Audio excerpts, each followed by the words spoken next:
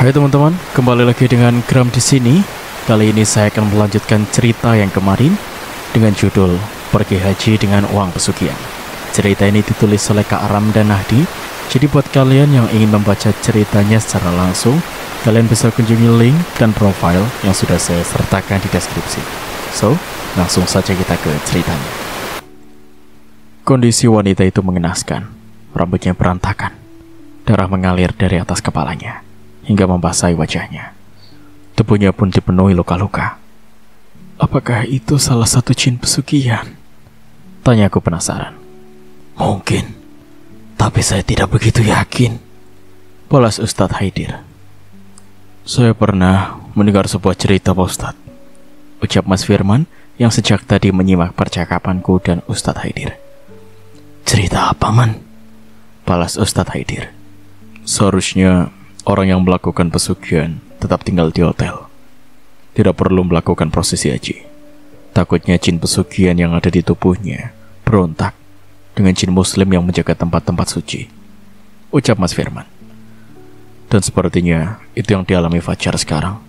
Lanjutnya, Mas Firman juga lanjut bercerita.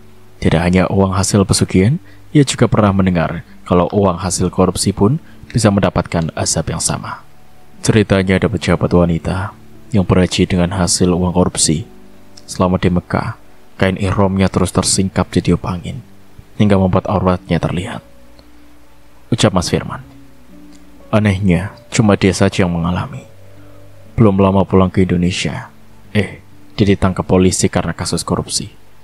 Lanjutnya, memang berhaji itu bisa menjadi cerminan diri kita. Banyak orang yang mengalami kesulitan ketika tiba di tanah suci.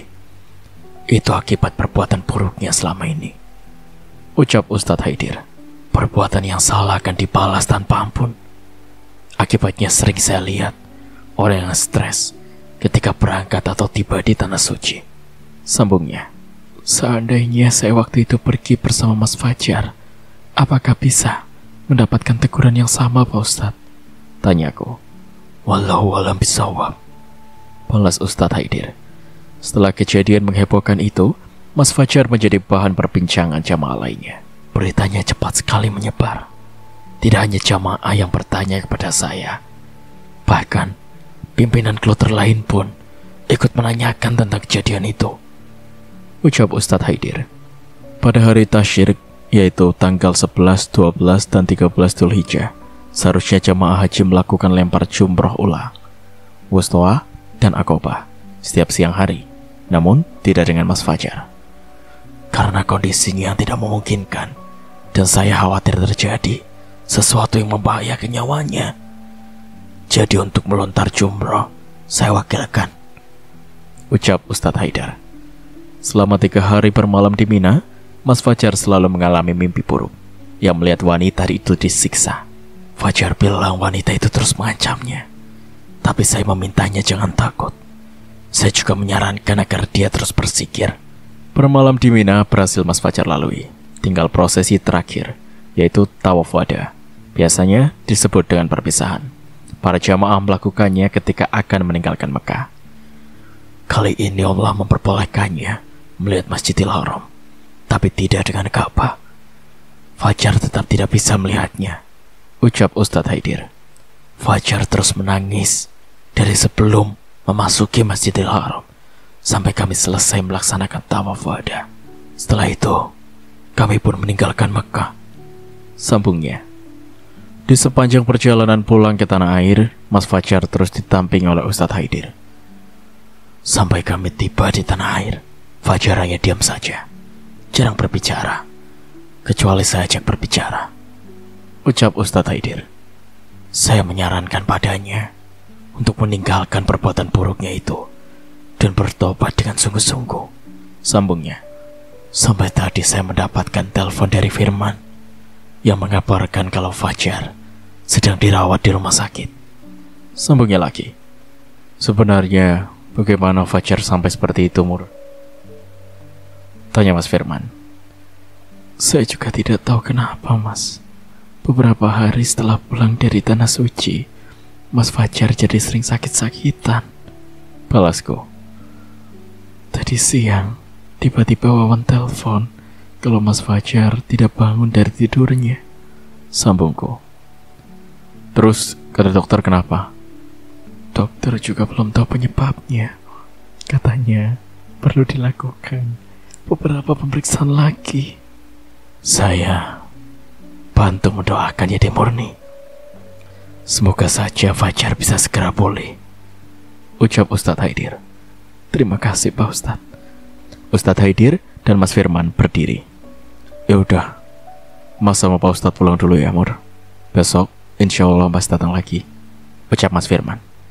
Iya Mas, balasku. Assalamualaikum, ucap Ustadz Haidir. Waalaikumsalam, balasku. Ustadz Haidir dan Mas Firman pun pulang. Kini hanya aku duduk sendirian sambil menatap lorong rumah sakit yang sepi. Kulihat jam di ponsel. Waktu menunjukkan pukul 9 malam. Tadi, Wawan bilang mau kesini setelah maghrib, tapi sampai sekarang belum juga datang. Bunyi sambungan telepon ke ponsel Wawan. Assalamualaikum Bu, sapa Wawan ketika mengangkat telepon dariku. Waalaikumsalam, balasku. Kamu gak jadi kesini Wan? Tanyaku. Jadi Bu, ini Wawan lagi ada di parkiran rumah sakit. Oh ya sudah. Telepon ditutup. Tak lama, aku sudah bisa melihat Wawan berjalan mendekat ke arahku. Namun, ia tidak sendirian. Ia datang bersama Rama dan Rima, beserta ibu dan bapak mertuaku. Murni, kamu keterlaluan. Fajar masuk rumah sakit, tapi gak ngasih tahu ibu, hardik ibu mertuaku. Belum sempat aku menyapanya, ia sudah mengomeliku. Maaf Bu, tadinya besok baru mau Murni kasih kabar, soalnya sekarang sudah malam, balasku. Kalau Fajar kenapa-napa bagaimana? Harusnya kamu kasih tahu ibu duluan. Iya Bu, maaf. Maaf terus. Untung ibu punya firasat gak enak. Pas datang ke rumah kamu, ternyata cuma ada Wawan sama si kembar. Sudah Bu, gak enak dilihat anak-anak, ucap bapak mertuaku menenangkan. Ibu kesal Pak. Jangan dimarahin terus, kasihan. Bapak dan ibu mertuaku masuk ke dalam ruang perawatan. Padahal dokter bilang hanya untuk satu orang saja, namun aku tak sanggup melarangnya. Sini sayang, ucapku pada dua anak kembarku, Rama dan Rima, berjalan mendekat. Sudah makan? Tanyaku. Udah Bu, jawab mereka kompak. Bu, aku mau lihat ayah, ucap Rama. Nanti ya, sekarang ayah lagi tidur. Harusnya kamu ngajak Rama dan Rima, Wan, ucapku pelan pada Wawan. Di rumah gak ada siapa-siapa Bu. Hesti kemana? Pulang, kan udah malam juga Bu. Oh iya, ibu sampai lupa. Cukup lama bapak dan ibu mertuaku di dalam, sampai akhirnya mereka pun keluar. Kamu pulang aja Mur, Fajar biar ibu sama bapak yang jaga, ucap ibu mertuaku.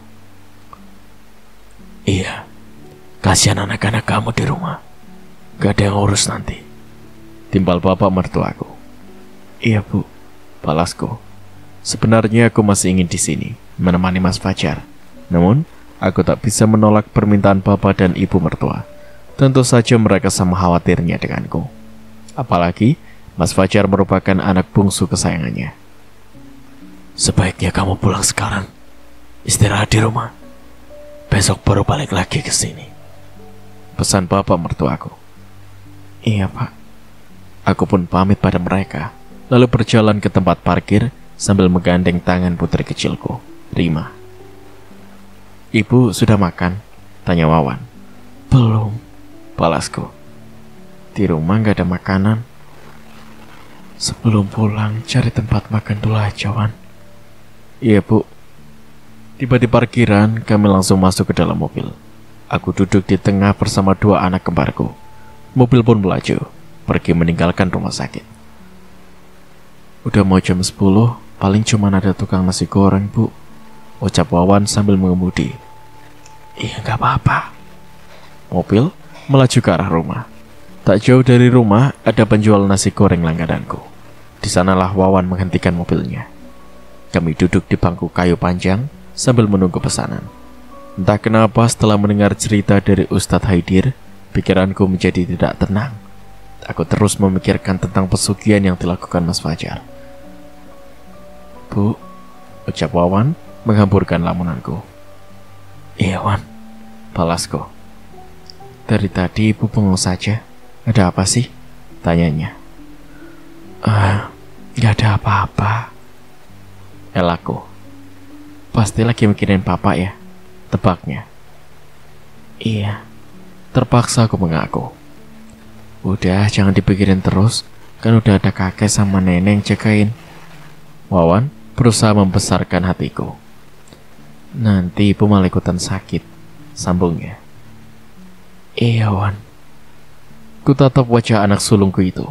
Apa harus kuceritakan semuanya pada Wawan? Tidak.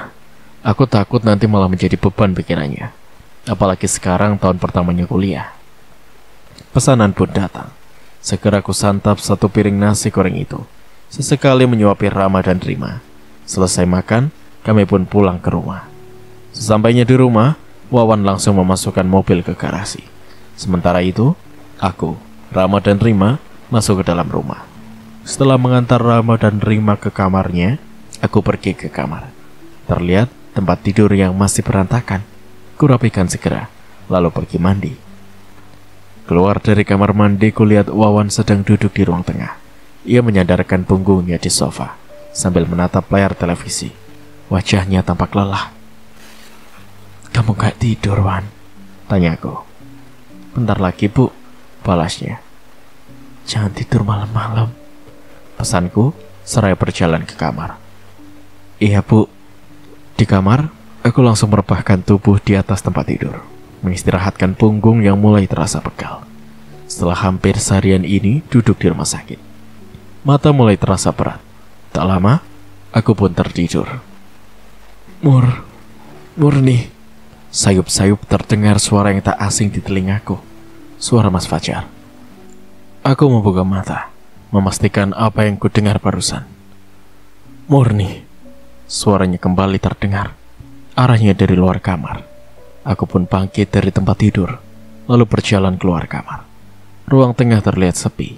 Mungkin Wawan sudah tidur di kamarnya. Kini suaranya terdengar dari luar rumah.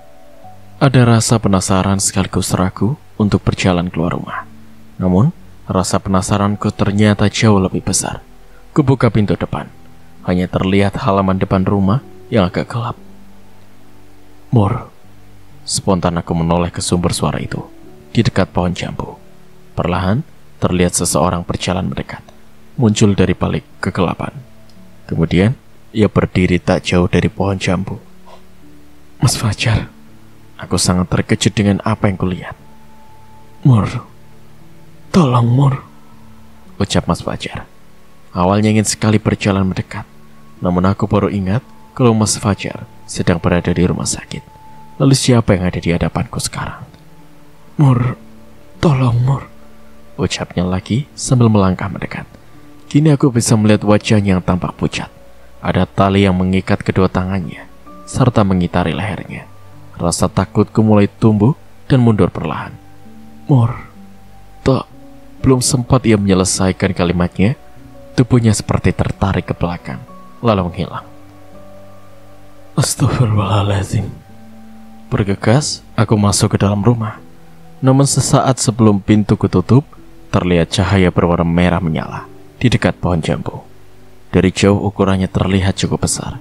Cahaya itu bergerak ke kiri dan kanan, lalu menghilang. Tiba-tiba ada yang menepuk punggungku. Kini perasaan takut mulai menguasai hatiku, hingga tak berani untuk menengok ke belakang. Aku terus beristighfar dalam hati. Perlahan membalikkan badan. Ternyata Wawan sudah berdiri di hadapanku. Aduh, Wawan, bikin ibu kaget saja, ucapku. Loh, ibu ngapain malam-malam keluar rumah? Tanyanya.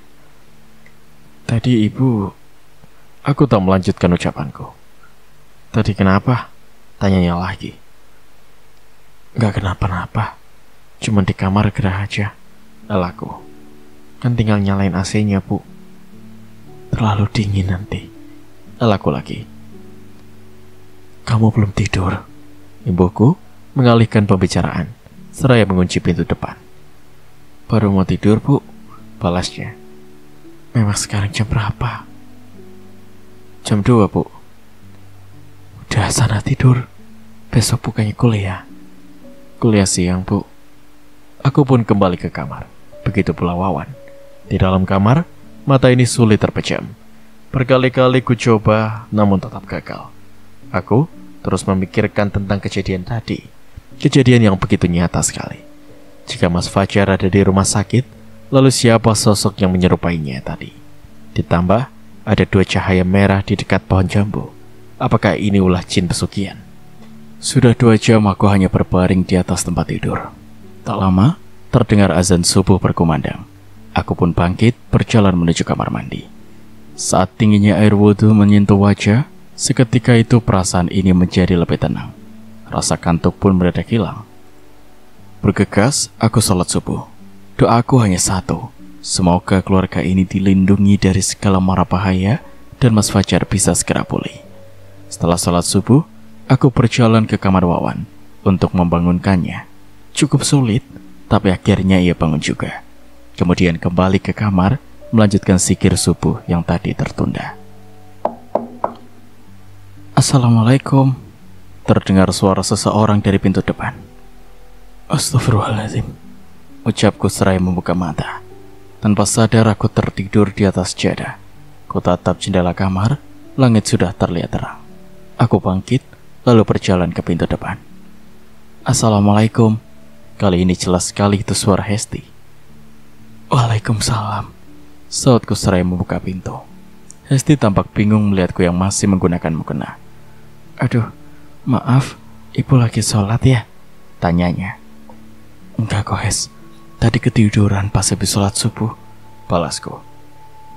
Ada apa ya, Hes? Imbuhku. Udah mau jam 8, tapi toko kok belum dibuka. Astagfirullahaladzim, udah jam 8? Iya, Bu. Masuk dulu, Hes. Dengan sedikit berlari, aku menuju kamar Rama dan Rima. Ternyata mereka berdua sudah bangun. Sebentar, ibu buatkan sarapan ya sayang, ucapku, lalu kembali ke kamarku. Ku ambil kunci toko di laci nakas, melepaskan mukena, lalu kembali ke ruang tamu. Ini Hes, nanti ibu nyusul ya, soalnya mau buat sarapan untuk si kembar sama antar mereka sekolah, ucapku, seraya menyerahkan kunci toko. Iya Bu. Hesti pun pamit pergi ke toko. Bergegas aku pergi ke dapur, memasak sarapan untuk 2 buah hatiku. Kemudian menemani mereka mandi. Ayo, pakai seragamnya, ucapku, seraya berlari kecil menuntun Rama dan Rima ke kamarnya. Kulihat jam dinding di ruang tengah, waktu menunjukkan pukul 8.40. Sepertinya hari ini mereka akan terlambat ke sekolah. Wawan pun masih tidur. Tak mungkin bisa segera mengantar kedua adiknya. Ku ambil ponsel di kamar, lalu menelpon Hesti, memintanya agar mencarikan tukang becak di jalan utama. Sementara itu aku memastikan perlengkapan sekolah Rama dan Rima, agar tidak ada yang tertinggal. Bunyi benturan besi di depan rumah. Ayo sayang, becaknya sudah datang, ucapku, seraya menuntun mereka keluar rumah. Ibu, tali sepatunya, keluh Rama. Iya, nanti dibecak. Kunaikkan kedua anakku ke becak, lalu mengunci pintu rumah. Becak pun melaju ke taman kanak-kanak tempat mereka bersekolah. Udah mau jam 9, Bu, teriak Hesti saat becak yang kami tumpangi melewati depan toko. Iya, sautku. Kebetulan, sekolah Rama dan Rima tidak begitu jauh dari rumah. Kurang dari 10 menit, kami sudah sampai di sana. Bang, tunggu ya, ucapku pada tukang becak. Iya Bu, balasnya. Dengan langkah terburu-buru, aku mengantarkan Rama dan Rima ke depan kelasnya. Tumben terlambat Bu, ucap guru yang sedang berdiri di dekat pintu. Maaf Bu, tadi saya ketiduran, balasku. Iya Bu, tidak apa-apa, pelajaran juga belum dimulai, ucapnya seraya mempersilakan Rama dan Rima masuk ke dalam kelas. Setelah melihat kedua anakku duduk di kursinya, aku pun pulang. Ke rumah lagi, Bang, ucapku pada tukang becak. Sesampainya di rumah, aku langsung membersihkan rumah, mencuci piring dan pakaian kotor. Setelah itu, pergi mandi. Kulihat jam di layar ponsel, waktu menunjukkan pukul 10 pagi. Sebelum berangkat ke toko, aku menyiapkan makanan untuk Wawan, kemudian membangunkannya. Di teras depan, aku berdiri sebentar, menatap pohon jambu, sebuah pohon jambu kancing yang berbuah lebat, berwarna merah.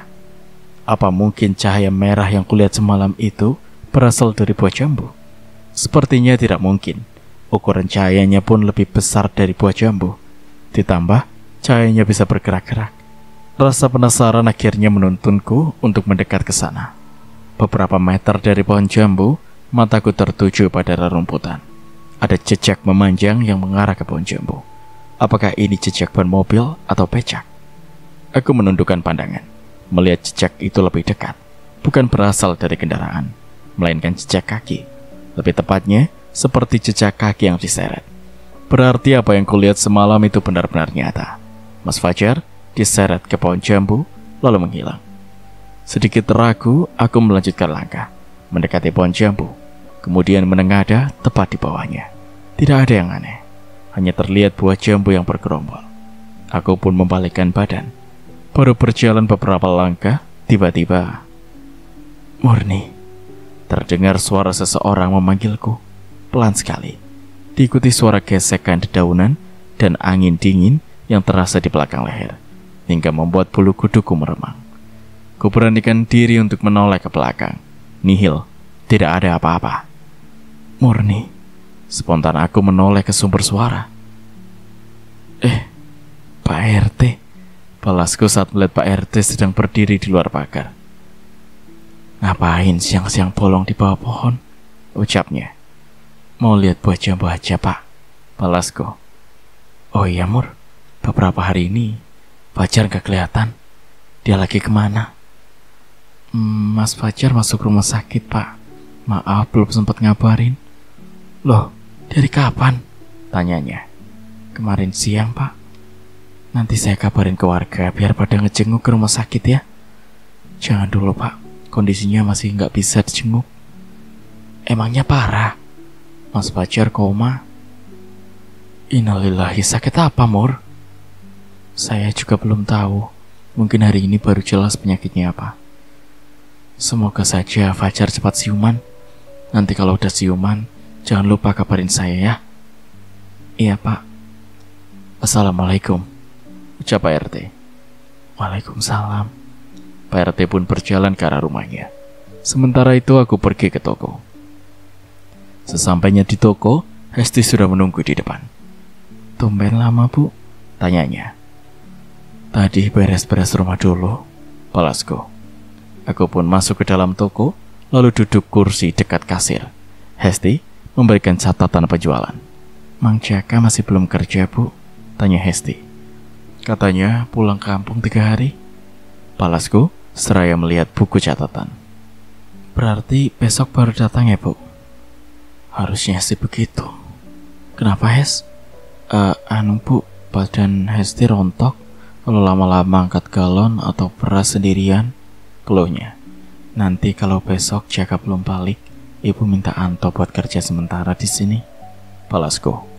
Soalnya Bapak kan masih di rumah sakit. Ibu kayaknya masih harus bolak-balik ke sana, sambungku. Kemarin kata Wawan, Bapak koma ya, Bu? Iya, Hes. Belum sadar sampai sekarang. Yang sabar ya, Bu. Semoga Allah angkat segala penyakitnya. Iya, Hes. Terima kasih. Hesti pun izin untuk pergi ke kamar mandi, sedangkan aku tetap duduk sambil mengecek buku catatan, kemudian mengecek stok di gudang. Kunyalakan lampu gudang, membuka pintunya, lalu mulai mengecek barang satu persatu. Lampu tiba-tiba mati. Hesti, ucapku dengan suara lantang, namun tak ada jawaban darinya. Aku pun berjalan mendekati pintu. Pintu terbanting. Astagfirullahaladzim. Hesti, teriakku panik sambil mengetuk pintu. Hesti! Masih tak ada jawaban darinya. Murni. Bisik suara yang terdengar tepat di belakangku. Bahkan desahan nafasnya terasa jelas di tengkuk leher. Bulu kuduku meremang. Murni. Aku mulai merapal doa. Murni. Suara itu membesar. Kaget, kepalaku sampai terbentur pintu. Kulanjutkan merapal doa yang kuingat. Suara itu tak lagi terdengar. Hesti! Teriakku sambil mengetuk pintu. Tak lama, gagang pintu pun bergerak. Pintu pun terbuka. Ibu ngapain di gudang gelap-gelapan? Ucap Hesti yang kebingungan. Siapa yang kunci pintunya? Tanyaku. Loh, Hesti baru balik dari kamar mandi. Lagian tadi pintunya nggak dikunci, Bu. Yaudah, nggak apa-apa. Nggak usah dipikirin. Balasku, seraya berjalan ke bagian depan toko. Hesti pun mengikutiku dari belakang. Bu, ucap Hesti.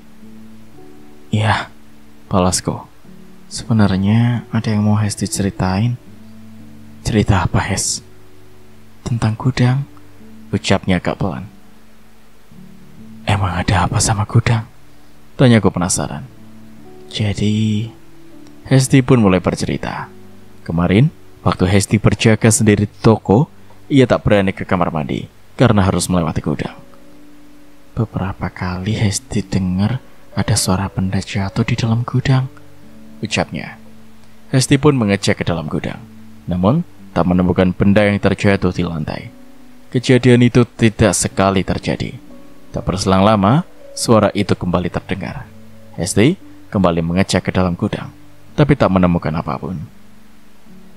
Baru aja pintu gudang ditutup, suaranya muncul lagi, Bu. Namun kali ini Hesti tidak mau mengeceknya. Ia memilih berlari ke bagian depan toko. Sampai tutup, Hesti nggak berani ke belakang, Bu, ucapnya mengakhiri ceritanya. Apa tadi Ibu juga dengar suara benda jatuh? Tanyanya. Enggak, Hes. Tadi Ibu emang mau ngecek persediaan barang aja, balasku. Oh, kirain Ibu dengar juga suaranya, balasnya. Terus gimana ceritanya Ibu bisa kekunci di dalam? Imbuhnya. Ibu juga nggak tahu, Hes. Aku masuk ke dalam toko, lalu duduk di kursi dekat etalase, ambil ponsel dari dalam tas. Kemudian melihat apakah ada pesan yang masuk. Tak ada pesan yang masuk. Kuberanikan diri menghubungi ibu mertuaku. Ingin menanyakan apa Mas Fajar sudah siuman. Namun teleponnya tidak diangkat. Beberapa kali ku coba tetap tidak diangkat. Perasaanku mulai tak tenang. Ku masukkan ponsel ke dalam tas, lalu berjalan ke depan toko. Hes, ucapku sambil menjinjing tas. Loh, Ibu mau kemana? Tanyanya. Ibu mau ke rumah sakit, balasku. Mau Hesti cari Inocek, Bu? Gak usah, biar Ibu naik angkot aja. Hati-hati, Bu. Nanti Rama sama Rima biar Hesti yang jemput. Makasih ya, Hes, balasku. Iya, Bu. Assalamualaikum. Waalaikumsalam.